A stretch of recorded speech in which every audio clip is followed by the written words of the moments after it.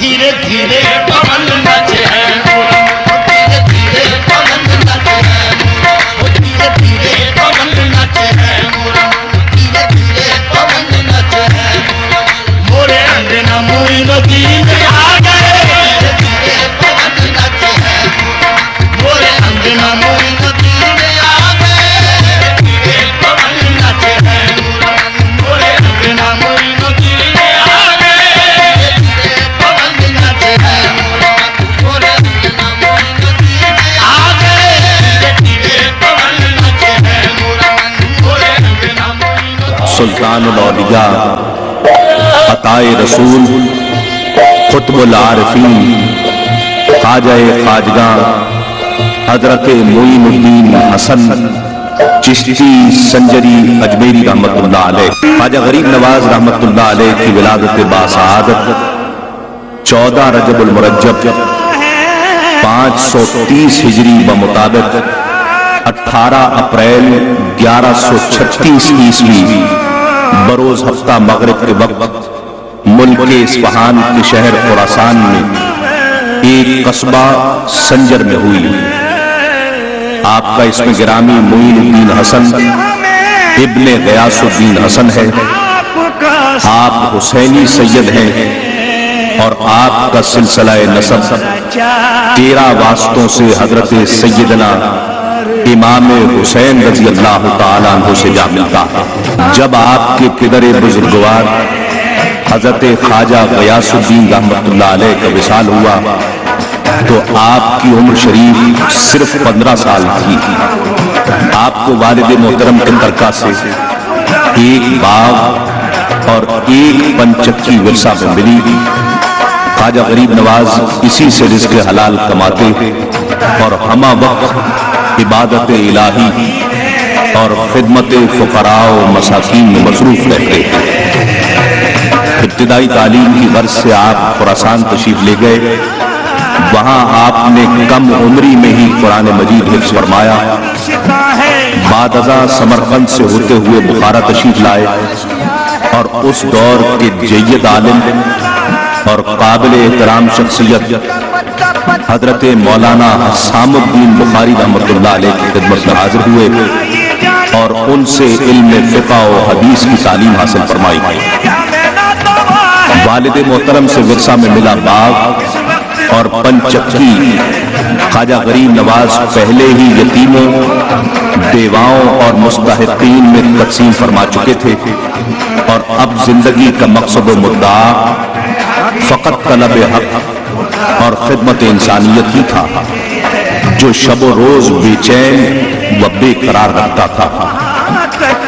تحصیل علم سے فراغت کے بعد الہام باطنی کی تعمیل میں نیشاپور کی طرف رخ فرمایا اور قصبہ ہرون پہنچ کر حضرت خواجہ عثمان ہارونی کی خدمت میں حاضر ہوئے اور قدم بوسی کا شرف حاصل کیا۔ حضرت خواجہ عثمان ہارونی رحمت اللہ علیہ نے نہایت لطف و کرم سے اپنی آغوش رحمت میں لے لیا اور کمال محبت و شوق سے آپ کی حاضری اور اخلاص کو قبول فرمایا اور سعادت بیعت عطا فرمائی اور حکم فرمایا، اے معین الدین، تجدید وضو کر کے 2 رکعات نفل اس طرح ادا کرو کہ پہلی رکعت میں سورہ فاتحہ 1 بار اور سورہ اخلاص 1000 بار پڑھو اور دوسری رکعت میں سورہ فاتحہ 1 بار اور سورہ اخلاص 1 بار پڑھو۔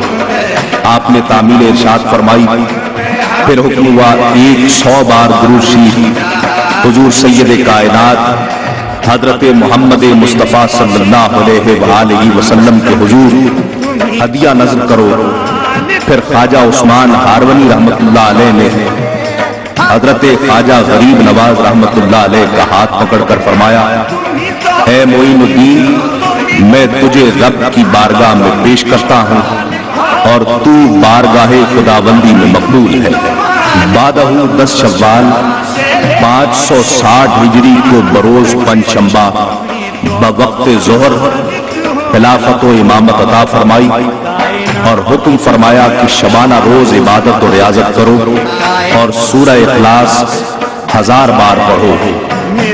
بجا آوری حکم کے بعد جب خواجہ صاحب پیر و مرشد کی خدمت میں حاضر ہوئے تو ارشاد ہوا کہ اوپر دیکھو۔ اوپر نظر کی، فرمایا کیا دیکھا؟ عرض کیا کہ عرش اعظم تک تمام حجابات اٹھا دیے گئے ہیں۔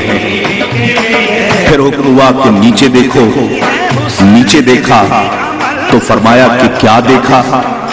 عرض کیا کہ تحت الثری تک دیکھ رہا ہوں۔ فرمایا پھر جاؤ 1000 بار سورہ اخلاص اور پڑھو۔ تعمیل ارشاد کے بعد خواجہ غریب نواز پھر خدمت میں حاضر ہوئے۔ پیر و مرشد کا حکم ہوا کہ آنکھیں بند کرو۔ حکم کے مطابق آنکھیں بند کی، پھر کہا کھول لو، اور پوچھا کہ کیا دیکھا؟ عرض کیا کہ 18,000 عالم نظر کے سامنے ہیں۔ تب پیر و مرشد نے نہایت شفقت و مہربانی سے فرمایا کہ اے معین الدین، اب ہمارا کام پورا ہو گیا، جاؤ اور سامنے کی اینٹ کھود کر لے آؤ۔ جب کھودا تو معلوم ہوا کہ وہ اینٹ سونے کی ہے۔ حکم ہوا کہ اپنے ہاتھ سے فقراء اور مساکین پر تقسیم کر دو۔ آج سے تمہیں غریب نواز کے خطاب سے سرفراز کیا۔ خواجہ غریب نواز کی ریاضت و مجاہدہ کا عالم یہ تھا کہ حضرت بابا فرید الدین مسعود گنج شکر رحمت اللہ علیہ فرماتے ہیں کہ آپ 70 سال تک سوائے اوقات خاص کے باوضو رہے، ہمیشہ روزہ کی حالت میں رہتے اور قیام اللیل آپ کا شعار تھا۔ زہد و پرہیزگاری کا عالم یہ تھا کہ چند مسقال خشک روٹی پانی میں تر کر کے افطار فرماتے تھے اور ایک ہفتہ میں محض 5 مسقال خشک نان پر ہی اکتفا فرماتے تھے۔ ہر روز رات دن میں 2 مرتبہ قرآن مجید کا ختم فرماتے تھے اور ہر ختم قرآن شریف پر غیب سے ندا آتی کہ اے معین الدین، ہم تمہارا ختم قرآن قبول فرماتے ہیں۔ پیر و مرشد کی معیت میں ہی بیت اللہ شریف اور دربار رسالت میں آپ صلی اللہ علیہ وآلہ وسلم میں حاضری کا شرف حاصل کیا۔ بیت اللہ شریف کے طواف سے فارغ ہوئے تو پیر و مرشد حضرت خواجہ عثمان ہارونی رحمت اللہ علیہ نے حضرت خواجہ غریب نواز رحمت اللہ علیہ کا ہاتھ پکڑ کر یہ دعا فرمائی، اے رب العالمین، میں اپنے معین الدین کے لیے تجھ سے فقط 3 چیزوں کا طلبگار ہوں۔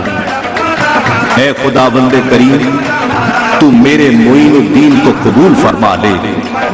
ارشاد باری ہوا کہ ہم نے قبول کیا۔ پھر عرض کی، اے خداوند کریم، میرے معین الدین کو مجھ سے زیادہ شہرت عطا فرما۔ ارشاد باری ہوا، ہم نے قبول کیا۔ پھر عرض کیا، اے خداوند کریم، میرے معین الدین نے اپنے جلوے اور اپنے محبوب کی شان عطا فرما دے۔ ارشاد باری ہوا، ہم نے قبول کیا۔ دربار رسالت میں آپ صلی اللہ علیہ وآلہ وسلم میں حاضر ہوئے تو حد مقررہ پر رک گئے تو ندا آئی، اے معین الدین، اندر آؤ۔ خواجہ غریب نواز کمال مستی و بے خودی میں اندر حاضر ہوئے تو جمال جہاں آرائے نبوی سے مشرف ہوئے۔ سرور کائنات صلی اللہ علیہ وآلہ وسلم نے فرمایا، اے معین الدین، تو معین و ناصر دین ہے، جا ولایت ہندوستان تیرے زیر لگین ہے۔ تجھے ہند الولی کے خطاب سے سرفراز فرمایا اور سرزمین ہند پر اپنا نائب مقرر فرمایا اور اجمیر تمہارا مسکن و مدفن مقرر کیا ہے۔